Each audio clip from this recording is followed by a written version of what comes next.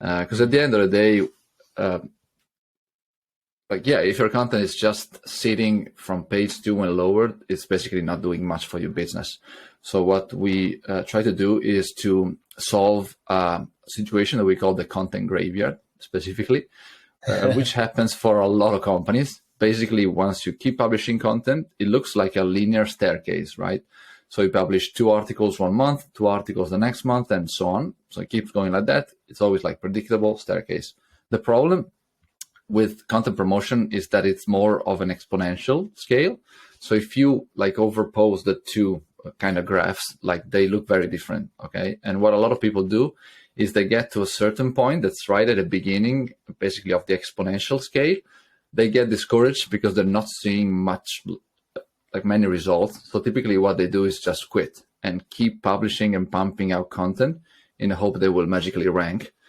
But sooner or later, they will hit that content quality threshold where basically the content by itself is not going to be enough. And so typically what you need is more and better backlinks to be able to rank higher. Yeah, right. Okay, so if we're talking about content, what's the typical type of content that you're promoting? So what, is it a specific article? Is it a specific page on a website? What sort of, I guess, to answer that or to narrow down on the question, what would be the best type of content to promote? Like, how does somebody go, I want to start promoting some of my content? How do I choose which type? Because some are going to get better results that filter through to other pieces of content as well through their internal linking on their site, right? Mm-hmm. Yeah. So that's a very good question. And it's usually also like problem number 1 that most companies have, because the 3 main problems typically are not knowing which pages to promote. Number 2 is not knowing the type of backlinks that you need to acquire for those pages. And number 3 is like either knowing how to do it or having a system or a team in place. Okay. Mm-hmm. So problem number 1 is not knowing which pages to promote. That's a very common problem because number 1, there's a lot of companies that don't have systems in place to be able to measure the ROI from that content. Okay, so it's very important to have something in place, Google Analytics goals, some kind of tracking, so that you're able to know exactly this URL is bringing me this amount of conversion sales per month. Okay, so this could be like either signups for SaaS companies or like affiliate sales for like affiliate websites, for example. Yeah. So once you have that in place, it kind of helps you already to get an idea of which pages basically are the ones that already have some potential. Yeah, money pages. So for example, you have like a page that is like in the top 10 of your top converting pages that's only ranking position 15. So you know that if you're if you can push the page up like into page 1, position 5, like top 5, for example, that will like greatly increase your revenue. Yeah. For example, say you're in position 15 and that one piece of content gets you, say, $300 a month or $500 a month, and you get that up to, top, spot number 10, you could get $1,000 a month or $1,500 a month from that piece of content, right?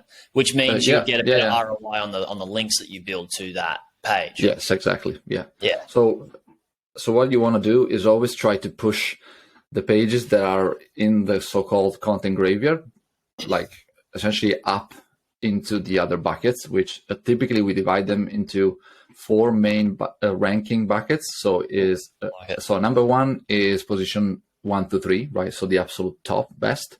Yeah. Number 2 is position 4 to 10, so the bottom of page 1. Then number 3 is the top of page 2.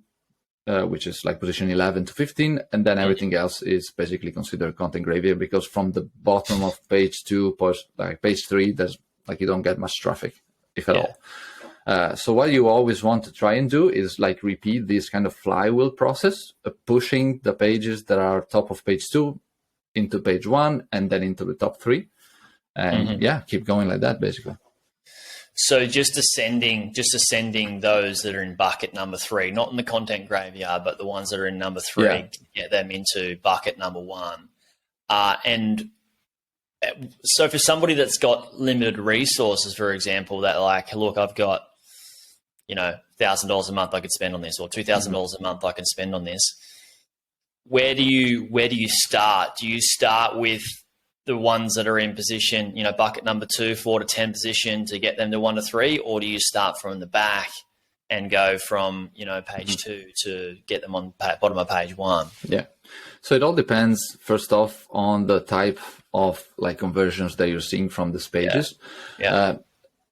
So it depends on two things: the types of conversion and the quantity of conversion, the potential in terms of business that those pages have. And number 2 is the rankability potential. So how easy it is to be able to push that page higher compared to other pages. So that depends on a few different things. As in the competitors and stuff like that. Yeah, the competitiveness of the pages they are ranking. So you can have a look at the average domain rating for the other pages, the average number of the referring domains that they have. So how many backlinks do the other pages have? So you know how many you need to get to kind of close the gap, essentially. Yeah. So it's pretty important. The way that we calculate how many links we need to close the gap, it's pretty simple. You essentially take the average of the top 10 ranking pages on page 1 for the referring domains that they have, right? So let's say that the average is 20 links and you have 10 links on your page. So you need 10 extra links to close the gap. The second thing, though, is you need to keep in mind that those pages are also variable and dynamic, right? So chances are pages that are ranking on page 1, they're also getting new backlinks every month. So you need to also keep up with those. So you can calculate the average of how many new links they're building every month.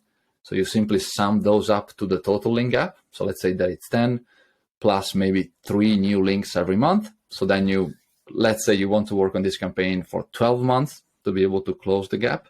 So you need to do that 3 new links every month multiplied by the 12 month plus the 10 total to close the gap. And that gives you how many links per month you need to essentially build every month. Gotcha.